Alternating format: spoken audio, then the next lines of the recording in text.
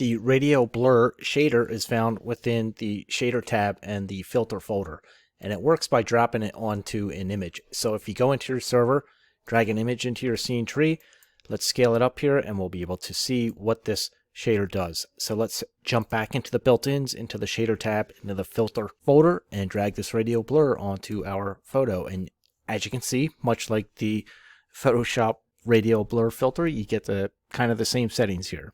So first we have a quality set to low by default. You can change it to normal, high, or very high. We also have a center X. As you can see, when we shift this, it moves it on the left or to the right as we increase that number. We also have a center Y. We can shift it up and down on the Y position. And then we have an inner range down here set to 25 by default.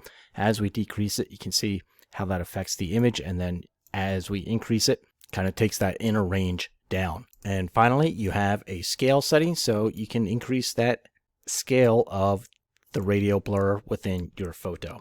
Now, if you needed to save this photo, you could just come up here and take a snapshot of it, give it a name, and then just select whether you want RGB or RGBA, and then you hit OK, and now that photo would be available for you within your server to use. So here you can see, as we go back into the server, click on the I tab, here's that photo we just took a snapshot of.